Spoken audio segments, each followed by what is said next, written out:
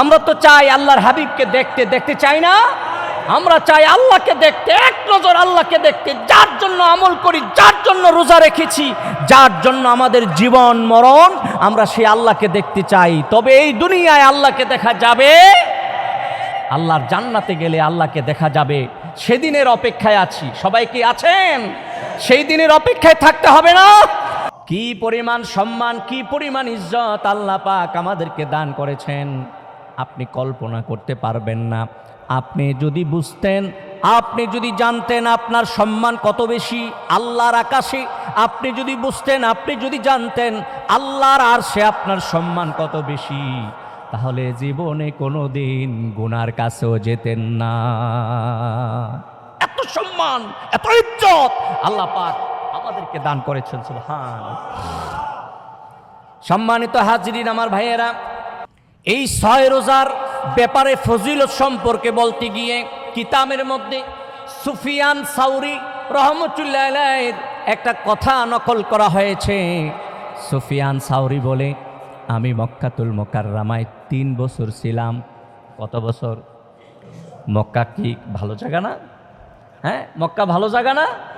এই পৃথিবীর শ্রেষ্ঠ জায়গা হচ্ছে মক্কাতুল মুকাররমা, উম্মুল কুরা, যেটাকে শ্রেষ্ঠ নগরী বলা হয়, যেখানে আল্লাহর হাবিব দুনিয়ায় সর্বপ্রথম কদম রেখেছেন, যার পাহাড়ে কোরআন নাজিল হয়েছে, যার জমিনে কোরআন নাজিল হয়েছে, যার প্রত্যেকটা রন্ধ্রে রন্ধ্রে আমার রাসূলের কদম লেগেছে। সুবহান।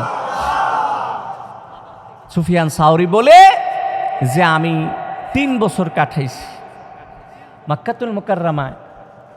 কাবার চত্বরে বসে থাকলেও ভালো লাগে, ঠিক কিনা? কাবার দিকে তাকায়া থাকলেও ভালো লাগে।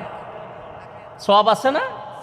প্রতিটা নজরে আল্লাহ পাক কাবার দিকে যদি আপনি তাকিয়ে থাকেন, প্রতিটা নজরে আপনাকে 20টা করে সওয়াব দিবে।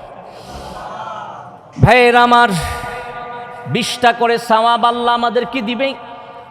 1 রাকাত নামাজ যদি সেখানে পড়া যায়, তাহলে আল্লাহ পাক 1 রাকাতের সওয়াব দেয় না, আল্লাহ পাক কমাস কম 1 লক্ষ রাকাতের সওয়াব দেয়। সুবহানাল্লাহ।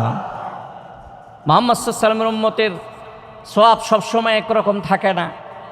দেখেন না, নামাজ ঘরে পড়লে একরকম সওয়াব, পাঞ্জেগানায় যাইয়া পড়লে বেশি, জুমার মসজিদে যাইয়া পড়লে আরো বেশি, বাইতুল মুকাদ্দাসে যাইয়া পড়লে আরো বেশি, মদিনাতুল মুনাওয়ারা মসজিদে নববী, আল্লাহর হাবিব যেই মসজিদের পাশে রওজা শরীফে বিশ্রাম গ্রহণ করছেন, যেই জায়গাটার দাম আল্লাহর আরশের চেয়ে অনেক দামি, সেই মসজিদে যাইয়া নামাজ পড়লে 1 রাকাতে 50,000 রাকাতের সওয়াব।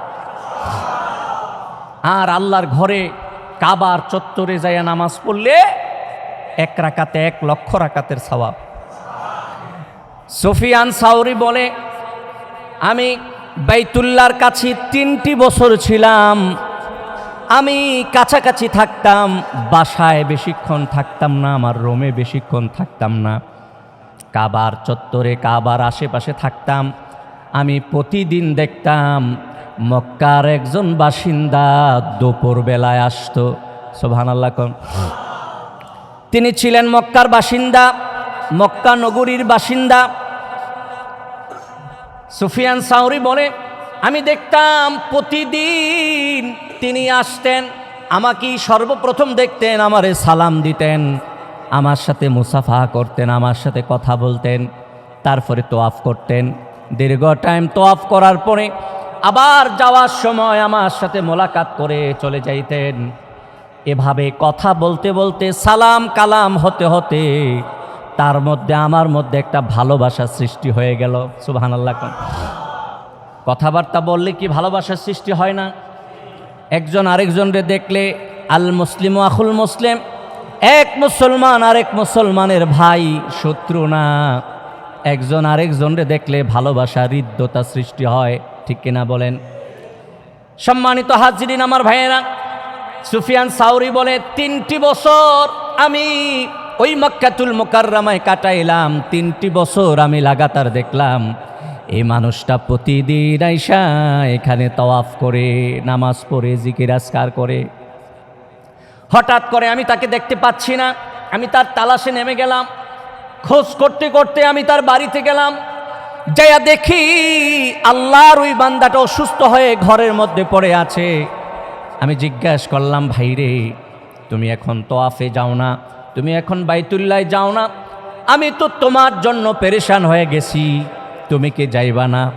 ওই লোকটা বলে, সুফিয়ান সাউরি, আপনি আমাকে মাফ করে দিবেন, আমার শরীর বেশি ভালো না, আমি মনে হয় জীবনে আর কোনো দিন কাবার চত্বরে যেতে পারবো না। সুফিয়ান সাউরি আবেগে পড়ে গেলেন, চোখের কোনায় পানি চলে আসলো, তার জন্য আল্লাহর কাছে দোয়া করতে লাগলেন। এমন সময় ওই মানুষটা সুফিয়ান সাউরিকে বলে, ভাই তোমারে আমি একটা ওসিয়ত করে যাই, মনে হয় আমার বেলা শেষ হয়ে গেছে, আমার জীবনের সূর্যটা ডুবে গেছে, আমার মনে হয় হায়াত আর বেশি দিন বাকি নাই, হয়তো বা কিছু দিনের মধ্যেই আমার মরণ হয়ে যেতে পারে। আমার যদি মরণ হয়ে যায়, তোমারে ওসিয়ত করি, তোমাকে আমি ওসিয়ত করি, 3টা বছর তোমার সাথে আমার সালাম এবং কালাম হয়েছে, হৃদ্যতা ভালোবাসা একটা মহব্বত পয়দা হয়েছে, তোমার কাছে আমার ওসিয়ত হচ্ছে, আমি যদি মারা যাই তুমি নিজের হাতে আমারে গোসল দিবা। সুবহানাল্লাহ। তুমি নিজের হাতে আমারে গোসল দিবা, তুমি তুমি আমাকে বাজার থেকে কাফন খরিদ করে তুমি নিজের হাতে আমাকে কাফন পরাইবা, তুমি আমার জানাজার ইমামতি করবা, তুমি আমারে নিজে কবরের মধ্যে শোয়াইবা। বলেন সুবহানাল্লাহ। এমন একজন আল্লাহর ওলি সুফিয়ান সাউরি যদি তাকে গোসল দেয়, কাফন পরায়, তার জানাজার ইমামতি করে, তাকে কবরের মধ্যে শোয়ায়, তার বিশ্বাস হচ্ছে এমন একজন আল্লাহর ওলি যদি আমারে শোয়া দেয় তাহলে আমার কপাল খুলে যাবে, আমার কবরে শাস্তি হবে না। ভালো মানুষের ছোঁয়া লাগলে এটা কি ভালো না খারাপ? কি ভালো না খারাপ? সম্মানিত হাজিরিন আমার ভাইয়েরা, তারপরে মানুষটা বলছে, সুফিয়ান সাউরি, ও সুফিয়ান সাউরি, আমার এই কবরের মধ্যে শোয়াইয়া তুমি তোমার বাড়িতে যাইবা না, তুমি আমার কবরের পাশে বসে থাকবা, সবাই চলে যাবে, তুমি আমার কবরের শিওরে বসে থাকবা। মুনকার নাকির যখন আমাকে প্রশ্ন করবে, আমাকে সওয়াল করবে, মনে হয় আমি জবাব দিতে পারবো না, তুমি আমার প্রশ্নের জবাব দিবা। বলেন সুবহানাল্লাহ। সুফিয়ান সাউরি তার ওসিয়ত শুনলেন। কিছুদিন পরে খবর এলো, ও সুফিয়ান তুমি খবর পাইছুনি, ওই আল্লাহর বান্দা তো মারা গেছে। সুফিয়ান সাউরি আর দেরি করলেন না, কাবার চত্বর থেকে চলে গেলেন, তাকে গোসল দিলেন, গরুই পাতার গরম পানি দিয়া তাকে গোসল দিলেন, তারপরে তাকে কাফন পরাইলেন, নিজে কাফনের কাপড় কিনা রাখছে। সুবহানাল্লাহ। নিজে কাফনের কাপড় পরাইলেন, তারপরে তাকে জানাজা পড়াইলেন, জানাজার ইমামতি করলেন, তাকে কবরের মধ্যে শোয়াইলেন, সবাই চলে গেছে, সুফিয়ান যায় না, সন্ধ্যা হয়ে গেছে। সুফিয়ান সাউরি রহমতুল্লাহ আলাই কবরের পাশে বসে আছে, এমন সময় তার ঘুম চলে এসেছে। সুবহানাল্লাহ।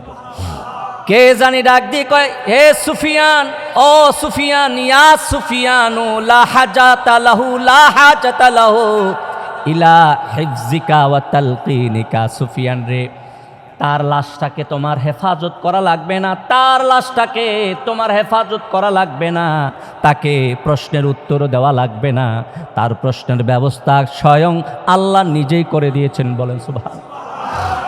সুফিয়ান সাউরির ঘুম ভেঙে গেছে, কয় কি দেখলাম, কে দেখাইল, চিন্তায় পড়ে গেছে, আবার অজু করলেন, আবার শুইলেন, একই স্বপ্ন দেখলেন, আবার অজু করলেন, আবার শুইলেন, ওই কবরের শিওরে আবার শুয়ে পড়লেন, ঘুম চলে এসেছে, একই স্বপ্ন দেখলেন।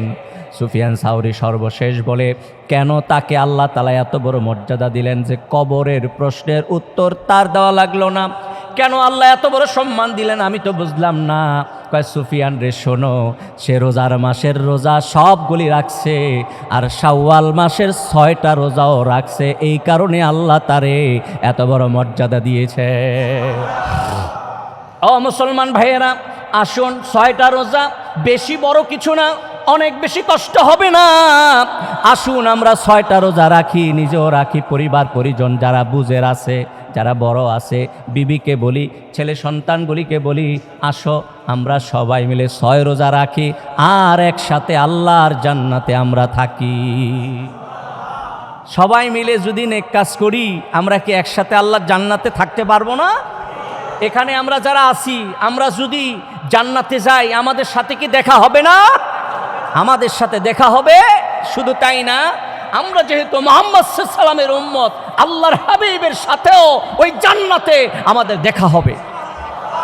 বলেন না সুবহানাল্লাহ। আমরা তো চাই আল্লাহর হাবিবকে দেখতে, দেখতে চাই না? আমরা চাই আল্লাহকে দেখতে, এক নজর আল্লাহকে দেখতে, যার জন্য আমল করি, যার জন্য রোজা রেখেছি, যার জন্য আমাদের জীবন মরণ, আমরা সেই আল্লাহকে দেখতে চাই। তবে এই দুনিয়ায় আল্লাহকে দেখা যাবে, আল্লাহর জান্নাতে গেলে আল্লাহকে দেখা যাবে। সেদিনের অপেক্ষায় আছি। সবাই কি আছেন? সেই দিনের অপেক্ষায় থাকতে হবে না? আল্লাহ যেন কবুল করে, মঞ্জুর করে, বলুন আমিন। ভাইয়ের আমার, সম্মানিত হাজিরিন, মুহাম্মদ সাল্লাল্লাহু আলাইহি ওয়াসাল্লামের উম্মতের বৈশিষ্ট্য হচ্ছে একে 10 বেশি বেশি আমল করবেন, সওয়াব বেশি ইনকাম করবেন। আল্লাহ তুমি কবুল করো, মঞ্জুর করো, বলেন আমিন।